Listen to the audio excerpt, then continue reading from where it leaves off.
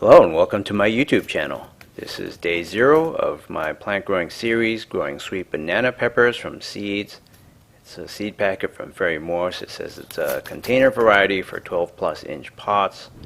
Look up my name Melvin Way on YouTube to find my videos at any time.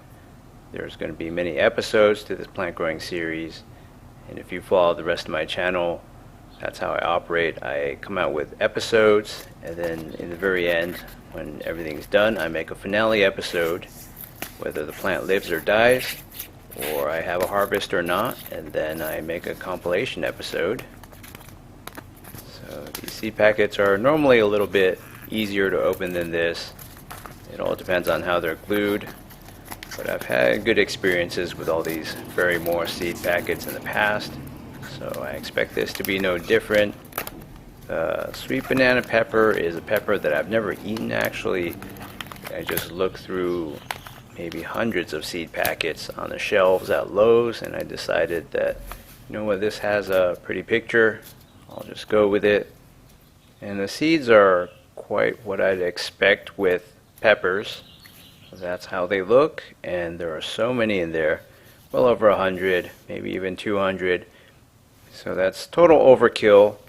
I'll be using maybe less than 20. So just to give you a close-up of what these look like, they don't look different from any other dried out pepper seeds. So it's a really beautiful, attractive yellow pepper. I'm using the same pot and potting mix clay soil that I got from the hills in the nearby neighborhood that I used for my pineapple crown. So this pineapple crown went nowhere, and I pretty much canceled the series and wrapped that up. I didn't even make a compilation video for that. Normally I always do, but this one was just kind of boring and it went nowhere. So as you can see, I'm digging up all that potting mix and clay soil. Clay soil has a reddish orange tint. Potting mix turns a very dark brown / black when it's moist and has been decomposing for a very long time. So there's a school of thought that potting mix is not supposed to be used for more than a few months, and in many of my plant growing series, my pots, I've used it for almost years. First I sterilize it. I steam sterilize or bake it to get rid of things like fungus, gnat larvae, spider mites, which are terrible. But in this case, in the previous series for the pineapple crown, I added a lot of clay soil from the wild, unsterilized, to try to introduce beneficial microbes that can aid in decomposition. And what I'm doing here is I'm mixing all of that after I've removed quite a bit, a few double handfuls of that potting mix. So potting mix loses volume over time, and when it stays wet it just keeps decomposing and decomposing. It has some benefits and it has some cons as well. So here are the seeds. I'm going to plant as many as I feel comfortable with, just in case not many of them germinate. So in some plant growing series everything germinates, and then my pot will be very crowded if I do things like this. So I have one seed in the center, 6 in a hexagon around it. It's not that exact, but you get the idea. I have 11 in a circle on the outside, so that'll be a total of 18 seeds. I'd be surprised if nothing germinates, but since this is a plant growing series episode 1 published on my channel, obviously it worked to some degree. So it's very nice and geometric, and I think that's about right. There's 18 seeds.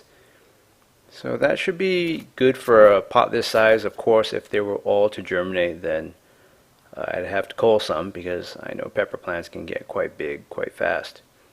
So I'm layering on some wild clay soil that I got from the local neighborhood in the hills, and I think I might be doing more than 1/4 of an inch here, but I chose to do this method because I think trying to jam them down there 1/4 of an inch with your fingernails is very, very difficult to do, and they would all be at different depths. So maybe this is 3/8 of an inch or whatever, 1/2 an inch. Actually, I don't think it's 1/2 an inch. I think 1/4 to 3/8 of an inch, and 1 inch is 2.54 centimeters for those of you who don't live in the US. So I noticed there was a live worm in there, a grub of some sort, and it's obviously afraid of this metal shovel. It's surprisingly fast for a grub or a worm. Never seen anything flinch that fast. I didn't know they could move that fast. So this is the kind of grub that was in my passion fruit pot from days past. I had a very long-standing passion fruit vine series, and I saw two of these grubs in my pot when I would water a lot. So I don't know what they eat, but obviously they exist in the wild. How it can survive in that plastic bag full of wild clay dirt that I harvested maybe weeks ago, I don't know. So I got up to toss this grub onto a giant bird of paradise leaf outside, and the birds got really excited. Local birds in this courtyard are mostly lesser goldfinches and house finches. So as you can hear now, there's a lot of chirping. They were super excited to see it the moment I got it to start wiggling around, and maybe they saw it well before I did. I'm sure the birds are very inquisitive creatures, and they want to know what I'm doing and whether that will generate any food sources for them.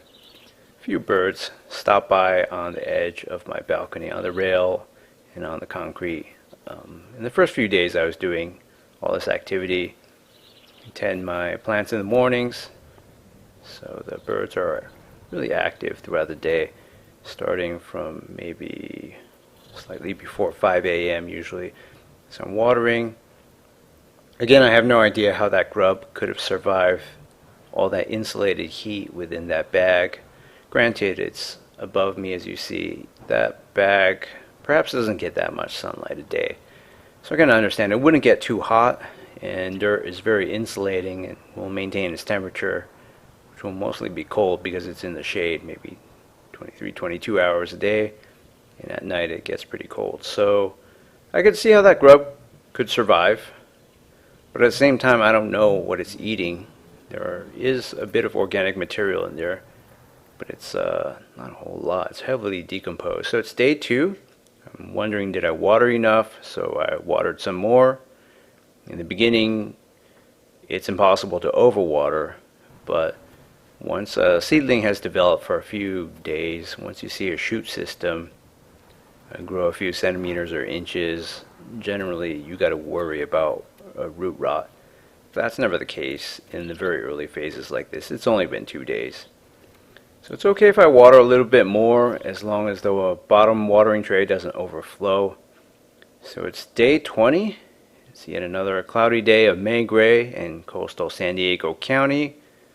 So the sky is overcast, and hence the videography is bad here. It's all grainy. And I know some people love taking photographs and shooting videos in cloudy conditions, but I don't. Not for the purposes of things like creating profile pictures or background wallpaper or even YouTube videos. It just really saps the quality. So as you can see, the stem has a little bit of a purplish reddish tinge on top. It's more pale white at the bottom, and it's got 2 leaves. I don't know if those are cotyledons. They're folded up in one direction. So the next day there was finally some sun, and as you can see, the video quality is much higher now.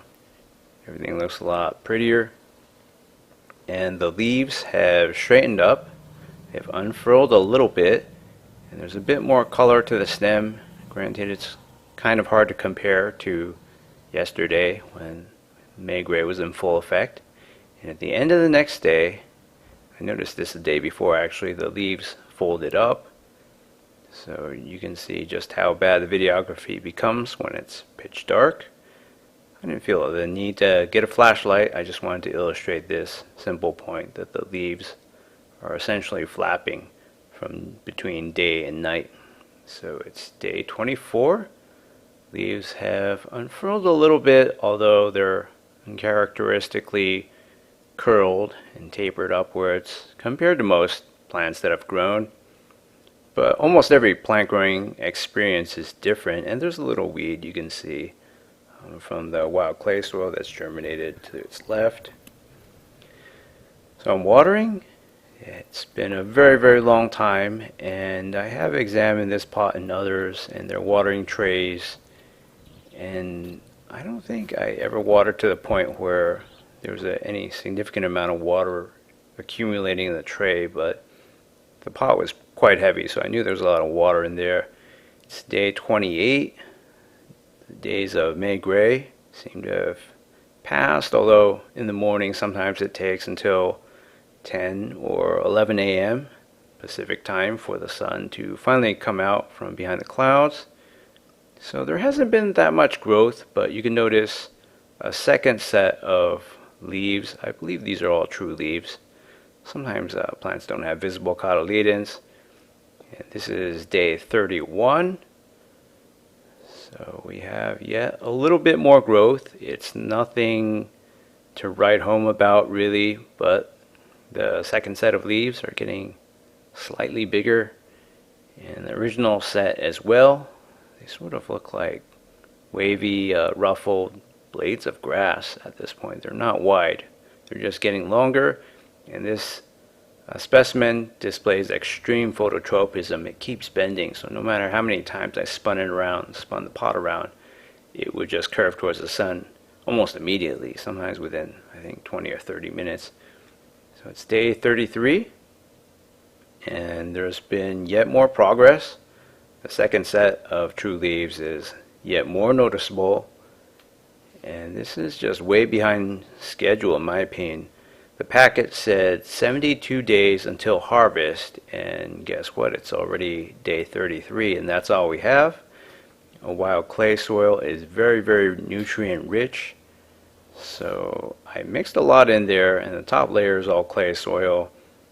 This should be getting a lot of nutrients. I don't know why it's growing so slowly, and I haven't used any chemical fertilizers such as from Miracle Grow, as I did with many plant growing series in the past. So I think it's doing decently well. There are many plants that really accelerate and go parabolic, exponential in growth after a while, but at least this doesn't have some variant of what I call potting mix syndrome, where it just falls over and has trouble standing up when you water it. So that's good, and it looks like only 1 out of 18. This one on the perimeter has germinated. It's kind of a sad sight, actually. Maybe I could plant something else in the center if nothing more happens, but for now I'll try watering and soaking the entire surface again. I'd really like to get more than one, although once it gets going, I don't think I'll need more than one to get all the way to sweet banana peppers. I have a bok choy series going on concurrently. They're both severely behind schedule in my opinion. I think a lot of that just has to do with the fact that I don't get that many hours of sun per day on this balcony. It's only half sun, not full sun. So thanks for watching, and please stay tuned for further updates.